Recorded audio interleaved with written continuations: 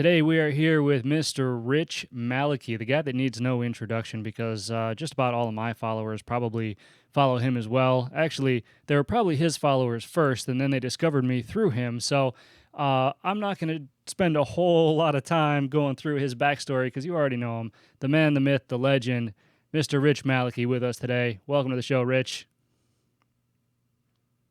Thank you so much for having me, brother. Appreciate it. Happy to Yeah, be of here. course. Of course, of course. You know, it's been a while since we've gotten the opportunity to sit down and talk like this. Actually, I think it's been almost a Yeah. year since you've been on my show. You know, so Oh yeah.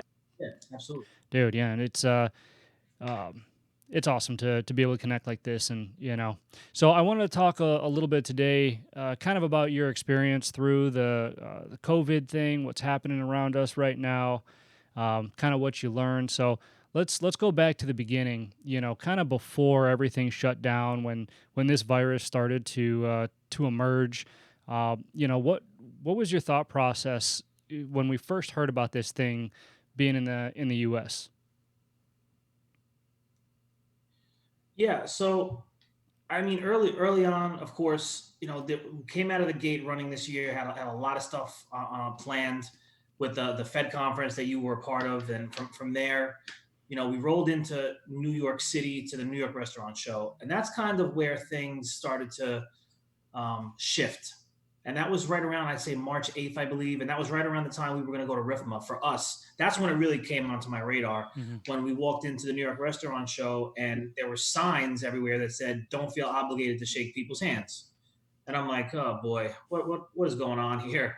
And you're walking through and everyone's fist bumping and using their feet to tap each other. And so I'm not really a panicky kind of guy. I'm not one of those people that's like, oh my god, let's stay home, lock your windows and doors.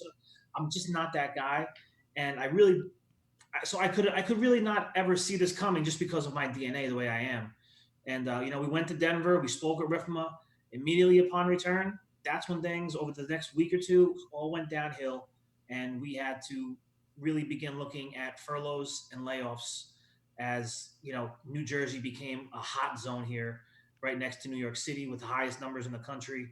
And uh, you know, I would love to sit here and tell you I was prepared, but I really wasn't. Yeah, I don't think anybody was, and that's the biggest thing. And you might have seen my video on how to try to be prepared next time. You know, I'm using this opportunity to make a plan on basically what I would have done.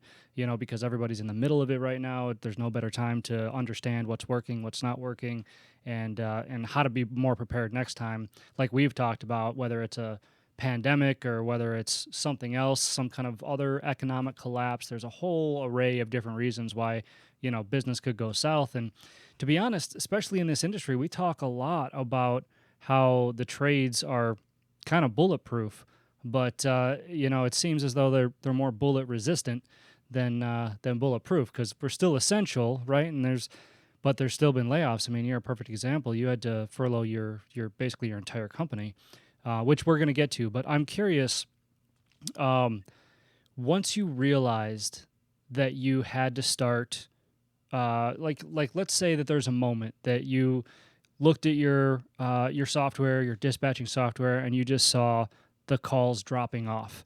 You know, you're making calls to schedule parts that came in or whatever, and people said, you know what, let's put that on hold. Let's put that on hold. If you're anything like me, you heard that over and over and over again, and that other column in the dispatch, software just started building and building and building on hold, on hold, on hold.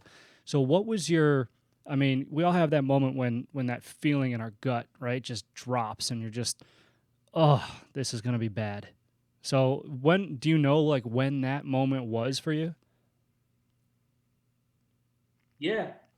So once we got back from Denver, that's I got right back to the office, right back to things. Let's just say we're mid March, March 15th area. Uh, we're rocking and rolling. We're super busy. Everything's great. And I think the week right after that, I would say right around March 21st is when things started to really hit the fan here. And the restaurants, all the local places started to close down. We had a lot of jobs lined up as far as selling walk-ins and building walk-ins, and all those things started to go on hold. Hey, Rich, listen, put that on hold until this is over. We're holding on to cash. That started to happen. And then we start to see hospitals that we service was the first thing, that those became the major war zones. And, so once we call hospitals, we have a lot of planned maintenance contracts that we're ready to do. And we're saying, hey, we want to come in and at least do this for you. And they're saying, no, we're not letting anyone in the kitchens right now. So we said, okay, no problem. So local restaurants are going away, and we don't hang our hat on locals restaurants so much, but we know they are part of the business. So they're starting to go away. Hospitals are starting to go away, and then of course national chains. You service a lot of national chains. I don't know what it was like for you in your market, but here, without naming any of the names, a lot of the big ones that we do said we're not letting any outside vendors in the kitchens with our staff until further notice. And if there's an emergency, we have rolled on some emergencies here and there, but they have been far and few in between. But that those letters started coming out, and I had to sit back and say the call started to slow down. All of a sudden, the calls start slowing down. I mean, we're used to putting on, for a small business, 14 technicians. Some days you put on 20 new calls a day. Some days you put on 40, 50, or 60 new calls a day. And you're obviously, I have 100, 150 calls in the tank. We have parts coming in. We're constant in motion. So all that started to deteriorate from I'd say March 21st to the 31st. And once we got to that point, we had to sit back and say, you know what, it's time to unfortunately make the really tough decision to furlough people. And April 3rd was our last day as a full-on company, and people were. I mean, I was working from home. I had my service manager working from home, and I had 2 to 3 technicians consistently working from April 3rd on. And yeah, I mean, so we're April 3rd to now. I mean, we're looking a little over a month, and we're just getting ready to you know break open the doors and start gradually bringing guys back. Right. So when does the order actually expire for you guys in Jersey? It was just the governor actually just signed, I believe Tuesday, another 30 days. So we're looking stay at Oh, home lockdown until June 5th, I think. holy cow! Really? Oh my gosh. Yeah. Are you starting to see an uptick in calls? Are you starting to see people kind of get used to what's going on and figure out how to run their operation with this carry out and delivery world? Is that why you're kind of breaking the doors back open and getting people back in? Yeah, so for me, the past this is now it'll be 3 full weeks that I'm back in the office full time, putting in 10, 12 hour days. And what I've done was I've been calling every customer under the sun. I've been emailing every customer they could think of, and just kind of gathering information and insight. Some people are still not even returning a call or an email, but the ones that have are, I've gotten some real good insight saying, hey, listen, you did have some work here. I'd like to get it done. So along with that, and along with the answering service, sending us calls because our phones have been turned over to the answering service, been monitoring them and calling people back immediately. So with that information, I'm saying to myself, you know what? It's time to deploy all the plans we've been putting in place. So Monday, we turn the phones back over. 4 people in the office working from home, and four now we're adding another fourth tech to the crew out of 14. And yeah, I mean, with what we gather over there from May 11th, the week of May 11th next week, I could foresee us bringing back maybe another 2 guys by the end of next week. I'm going to bring my sales director back May 18th. So there's a phase and there's plans in place. And yeah, we are seeing some people call in now. The golf courses have opened. The beaches are getting ready, I think, to open. So we're thinking maybe something's going to go on down the shore at some point, hopefully in July. And the parks are now open. So some stuff has been lifted, but there's still a major stay-at-home in order that's going to continually, it's that mindset. When people plant that, the governor plants that, people are still going to be fearful, and there's still going to be that barrier to cross. But I feel real good. I can tell you that I feel Yeah. real good about things right now. All right, good. Yeah, I was just going to ask you what the feeling was the last few weeks getting back into the office, and because everybody that follows you has continued to follow you through all of this, and they kind of saw you going stir crazy a little bit at home, playing with onions and shit, and I mean, wildly entertaining. And I gotta say, man, I just and I hope I probably speak for everybody on this, but I can be as full and stuffed from the biggest meal possible, and then I scroll past one of your fucking posts, and literally I get hungry all over again. What I mean, you Yeah, should have been a food photographer. What is that? You just like taking yeah, pictures of food? yeah. You know what? I don't usually post that much on my personal Facebook ever, and with quarantine and everything, I'm going through my phone, and we had plenty of different extra time laying around. So I have like 3 or 4 years worth of food photos in my phone from events and conferences and restaurants and all this food that I've consumed over the last 3 or 4 years. So I'm like, I'm just gonna start posting this and see what happens. And you're the same boat. Everybody's like, stop posting this. You're making me fat. Yeah, no kidding, man. Some of it looks fantastic too, by the way. Oh man, you just posted like an egg sandwich. What was that, Yeah, today or yesterday? Oh God, yeah, that looked. Anyway, I could talk about food all day, but I think that's all everyone's been doing for the last month. Um, so I'm curious. I want to know, in your time that you spent at home in quarantine, trying to keep busy, trying to keep optimistic and at the same time realistic about everything that's going on. What are some things that you learned? you do get to sit there and kind of I talk about hitting the reset button and just gaining new perspectives. I like to think that I'm a patient person, but I think during this time, I've really found a lot more patience in, especially with employees. Because throughout, when you're trying to lead a team, and this, it's hard to keep everybody happy. It's hard to keep everyone moving forward in the same direction. It's hard to, every day someone's got something else going on, and it's like you say to yourself, how can I be everything to everyone? And you can't be. But what this has kind of offered me is, we talk empathy. I thought I was more empathetic than I actually was. Now this has given me time to be even more empathetic, to really talking with some of the moms that work for us, and the homeschooling, and just being understanding of what the new world is going to be. Just letting them know, like, listen, I know you have to homeschool your kids. I know you have my sister has a newborn. I mean, so it's like, we're trying to get her back on the phone. I said, listen, we're gonna turn the phones over, and we're gonna do our best with what we got, and we're gonna do what we can. I think I've also been able to dive into not taking myself. I mean, not that I take myself serious anyway, but not taking things myself too serious. You know, just being more vulnerable. It's allowed me, because I've been doing karaoke lives and different things of that nature. I would have never done that if this hadn't happened. Um, so just being a little more vulnerable, I think it's going to help me going forward, putting video content out, and understanding that, what we always talk about. Again, we talk about humanizing our brands and connecting with people. I think this has really given me the opportunity to appreciate people more too. I mean, look at all the people that have offered their time. We talk with Roger Smelser and guys like that all the time. Just appreciating the people of the industry more than ever as well. A lot more appreciation for the business. Not realizing, you're running through the day to day operations. We're on the road, we're traveling. I think there is, for me, I think maybe we do take it for granted a little. And now, once it gets taken away, it's like, man, I really miss this. I can't wait to get back on the road and to get back in the driver's seat, and just rocking and rolling with the team. So those are a few things I would say that this has kind of taught me.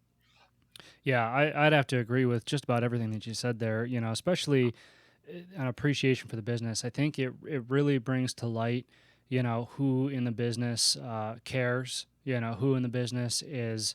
And there's a lot of people, and some people that maybe you never talked to before at all or as much, as at least for me, during this time, it's opened up the lines of communication for a ton of different people in the industry. I've begun talking to some people more. I've begun new friendships and new connections and things like that, which is a good, right? It's a positive.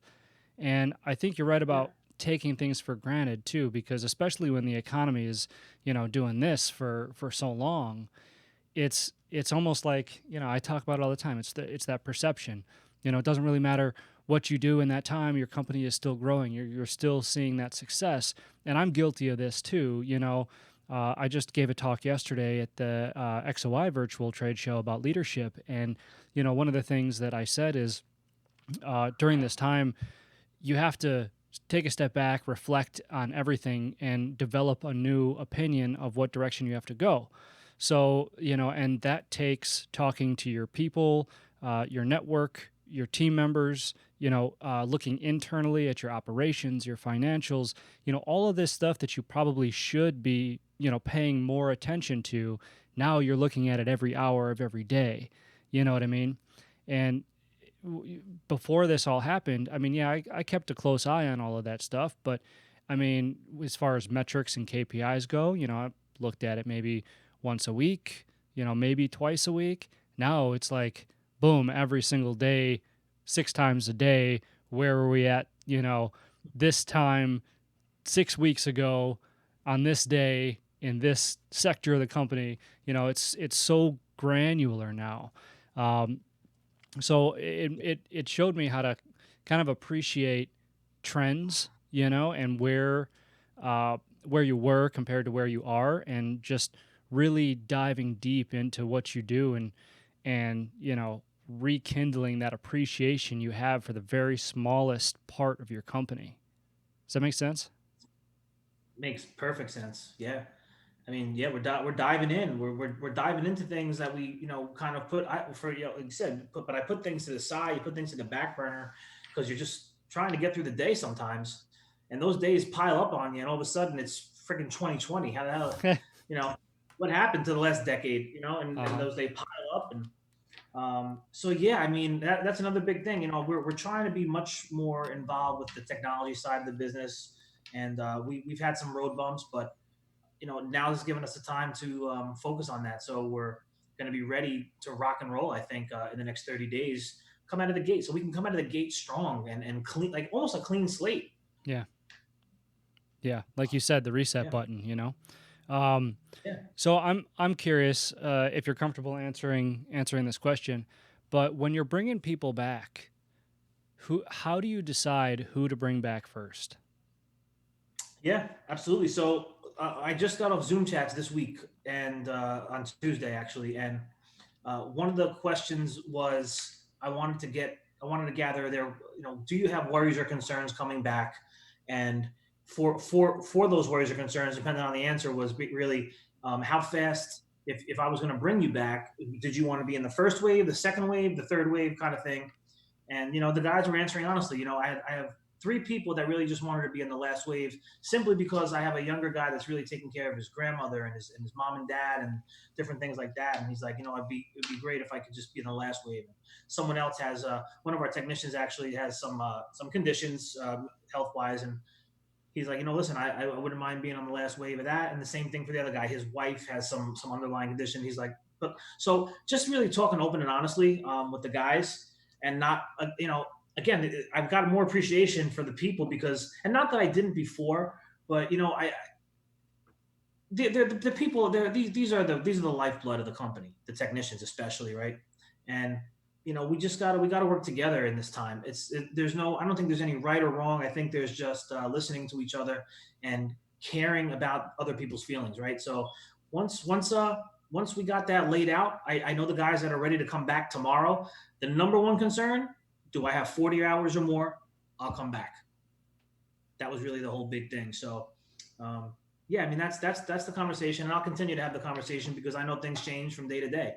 So we'll talk again at the end of next week after I see what goes on. I'll be putting a Zoom chat together for May 18th and get some more insight for them and keep rolling along. Nice. Have you had any issues? And I'm gonna ask this because I was just talking to. We do a walk-in parts business as well here. So we've got our parts counter, and so we've got our maintenance crews for restaurants and things like that come in. And I Mhm. won't name any names, but one restaurant who had to furlough just about everybody, servers, bartenders, all of that. They're gearing up to reopen, and so they've got, geez, I don't know, maybe 12 locations out here, something like that. And every single person that they had to lay off, that they called back to come to work, did not want to come back to work, but not because of a safety issue, because they were making more money on unemployment. Have you had Yeah. anything with that?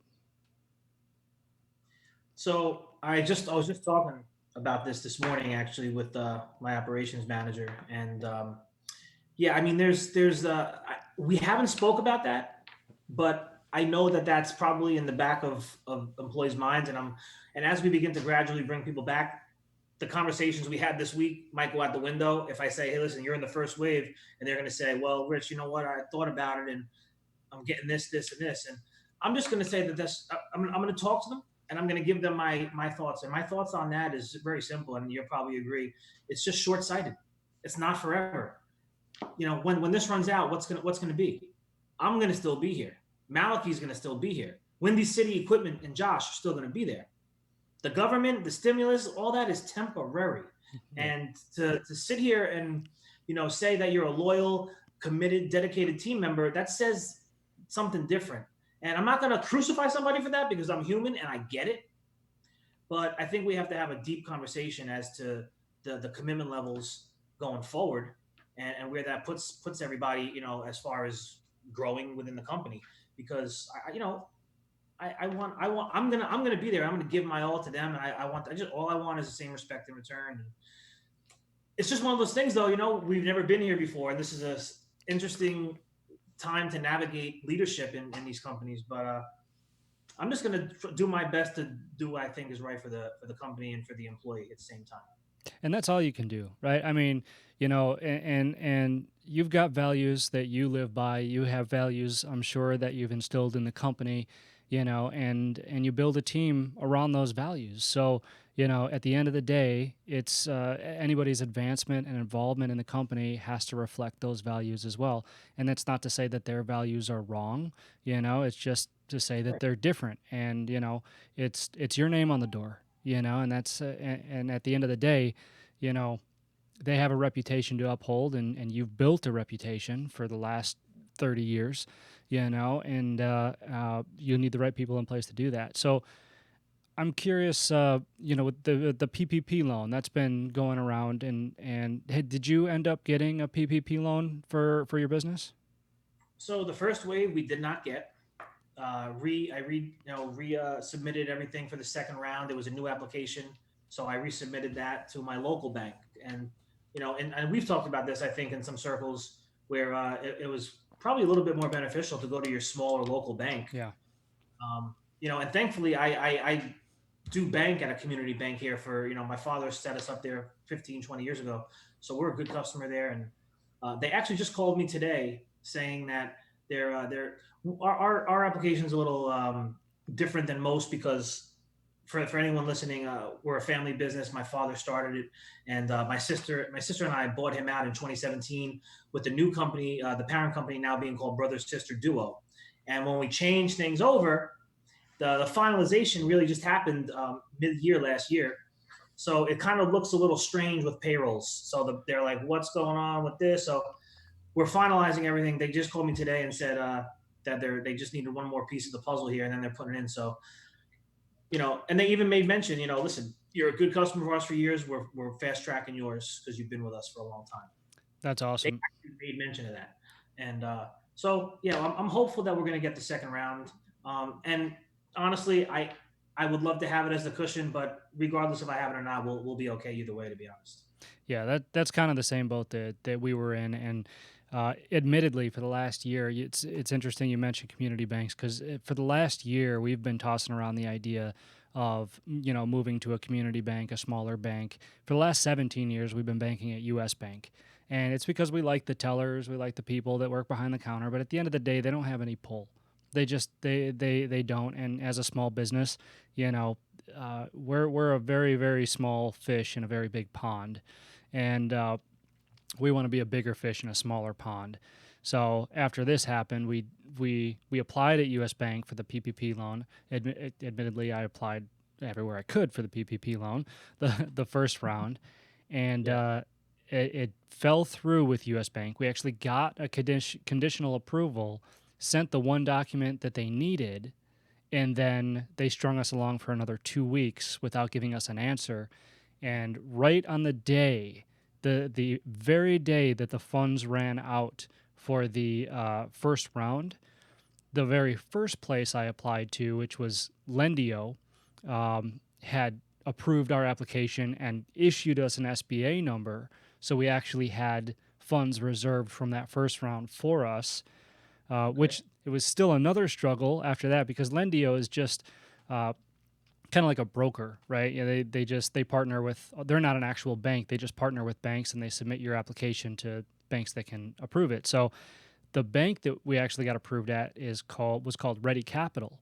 So Ready Capital, and I don't know, and they're in Jersey. You may know about this if you've seen it Hmm. on the news, but they actually approved more small business loans, PPP loans, than anybody else in the country. But Okay. the problem was that they approved more PPP loans than anybody else in the country, right?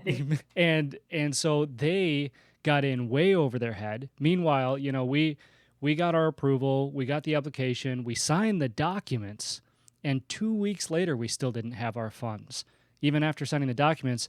So then Ready Capital partnered with another bank just last Friday, I believe, or last Thursday or Friday. We had to sign another document and another DocuSign, and finally we did that on Friday, and we were funded on Monday. But I mean, it was kind of unbelievable how big of a struggle it is, and by no means am I complaining because look, I mean it's a great incentive to have, and at the end of the day, what can be forgiven is free money, and I'm not gonna say, oh, how much time it took to get this money is just BS, because look, it's who am I? But it's definitely interesting how all of that PPP stuff unfolded because I know that there were just so many businesses that needed it, that absolutely needed it to stay in business, and um, so it's just again something new, right? Something we haven't seen before. Uh, Exactly. so I'm curious then when you excuse me when you reopen and you get back to business, what do you see changing in your company, and maybe at first, and then how do you see that progressing? Well, what I see, I mean, changes internally for me, with hitting that reset button again, we have opportunity right now to kind of make changes and not and again, not to say that we don't have protocol and things in place. We could have been doing it better, and systems and processes could have been better, and holding people more accountable could have been better. So I'm kind of the no nonsense comeback to the effect that this is what's going to be now. We're in a new world. We have to adapt fast.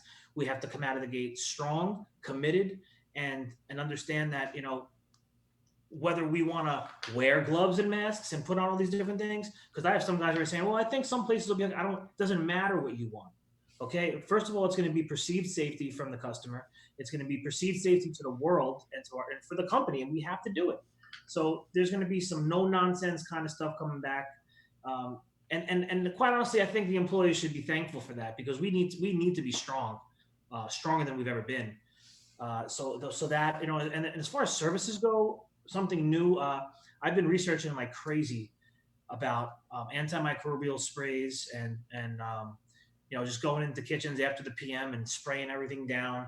I'm in talks with three different companies right now trying to figure out what's needed and what's going to be EPA approved. I was looking in the list of N approved antibacterial sprays and figuring out what that's going to be and do we need new insurances and what do we need. So I've been really looking into that. That's going to be something I'm going to roll out. I've already been talking with customers. So new services, new things, something and something that my father wanted to do at one time was pest control, and we went to the as far as getting licenses and everything many years ago, but it kind of just we put the cart before the horse, and it just wasn't we didn't roll it out properly. I really want to get into the pest control business again, but really do it this time because I think a lot of the things that go coincide with our business. We're in supermarkets, we're in national restaurants, we're in all these different places. Being that diversifying to the effect that not only can we maintenance and sanitize and degrease the equipment and service and install it, we could take care of pest control. We could spray antimicrobial stuff, and I'm going down the line. There's a lot of planning and things. I mean, I don't know how long it's going to take to put these things together, but those are all things that I know I need to do, and I'm gonna do.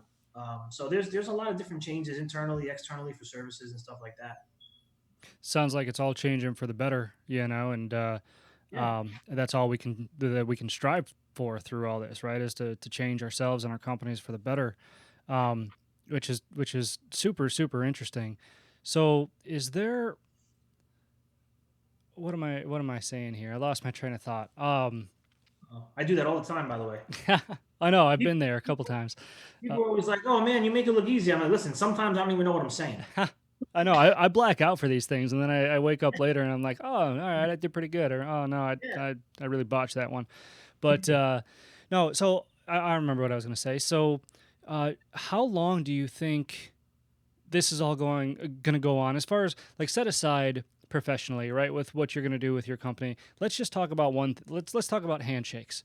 How Yeah. long do you think it's going to be before people are comfortable shaking hands again? Because I I'm still never, find myself doing it. You I'm know, never shaking someone's hand again. get the um, fuck out of here. we should all adopt the Japanese bow, man. I love that. Bend at Yeah. the waist. Yeah, I mean it's respectful, right? I mean I like that, but I don't know. I think we're going to see a lot of fist bumps for a long time. You know, um, I have a saying that I always say: 365 changes everything. So I'm willing to bet if we mark down today's date, May 8th, 2020, and we say 365 changes everything, 1 year from now we'll be shaking hands and hugging again. 1 year from now. All right, let's do a gentleman's bet. I say it doesn't take 3 months Okay. because you know what I see. I see there's going to be those people that are gung ho. They're like, no, you're going to shake my hand and you're going to do it right now, and they're going to shake the hand, and then human nature is going to kick in and they're going to say, oh geez, I just shook somebody's hand, but Yeah. I'm still alive. And then they're going Yeah. to say, oh, maybe I'll try that again for good measure. And then before you know it, I think that human instinct, interaction, sociability, all of that is going to kick in. And for some people, I can't speak for everyone, obviously, there's a lot of people that are rightfully scared, and they should be. There's a certain demographic that's a lot more susceptible to this kind of stuff than others. I think me and you are looking at like a 0.003 death rate, whereas somebody that's older, it's much higher. So Yeah. Yeah. precautions, obviously, but I think the nation as a whole is probably. I don't want to say this is going to be an afterthought because it's never going to be an afterthought, and that sounds disrespectful to the Yeah. virus. But Right. you know, I think that people are going to get back to normal, at least a version of normal, like shaking hands, hugging, that kind of stuff, quicker than we may think. Yeah. So, And I'll, gentleman's bet. you're on, and I'll tell you what. I received an equipment delivery earlier this week, and I ended up having a really long conversation with the truck driver just about the world in general. And we both had gloves on and everything. And at the end of it, he was like, "Hey, man, it was great talking to you, man." I said, "Hey, you too." And we shook hands with our gloves on. We had masks on, we had gloves on, we shook hands with our gloves on. So you might be right. You might be right. We crave the connection. Yeah, yeah. As humans, it's just in Yeah, our blood, I think. You know. it is. It So is. I don't know. As I get older, though, I find myself wanting to stay inside more and more anyway. So, um, so what's the weather like out there? You guys rounding the corner into summer yet, or what? No, it's I'd say it's about 50 degrees today, and I don't know if you've seen anything about what's going on over here, but we have a nor'easter coming. It's going to be in the 20s and 30s tomorrow and over the weekend. No way, you're lying, I swear, we might even see some snow. bro. There's gonna be Yeah, almost 100-degree difference between me and you yeah. this weekend, dude. It's gonna be. I think the forecast at 108 this weekend. Oh my God, 20 Jesus, degrees, we're gonna be unbelievable. in the 20s. Yeah, Jeez, man. Well, no, this has been awesome. So if there's one thing, that let's say you could pick one thing to take away from all of this, professionally or personally, uh, what would that one thing be? stay committed to doing right by people and stay connected with them in pandemics and after pandemics, because when we talk about it all the time, people do business with people. And case in point to what I just said, I had a guy call me for a new account who I didn't even know, and he knew my dad from the '90s. He's popped up at a kitchen here, and that was where I was this morning. And he's popped up at a kitchen that he's been at for several years now, and he now has a say. He's got the say in what goes on there. And he said, I'm calling you. He said, I know, I met you years ago. You don't remember me. He said, but I know your dad a long time, and he was always there when we needed him back when I was at so and so place. And he said, now that I have say here, I'm bringing you guys in. He said, the other company's gone. He said, it's got to be you because I know you. I know your dad, and if you're anything like your dad, he said, I want to do business with you. And you know, at the end of the day, it wasn't about anything other than what my dad built. But still stuff that my dad built is coming back.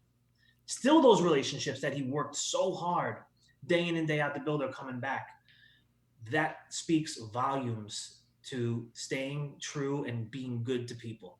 So that will never change. And to people listening, if you haven't started your journey on LinkedIn and YouTube, connecting with your industry and the people that are in it, now's your time. Now's your chance. Yeah, absolutely. And that's exactly where they can find you too, right? Absolutely. Just check me out on LinkedIn. I'm on Instagram. I'm on Facebook. I'm on YouTube. All you got to do is check out Rich Malachy. You'll find me. Right on, Rich. Well, dude, thanks again for your time today, everything you're doing for the business, and of course the friendship that we've created through the last couple of years. So, Yeah, um, absolutely. I appreciate you, and I got nothing but love for you, man. I appreciate you having me on. likewise, brother. Until next time. Until next time, America.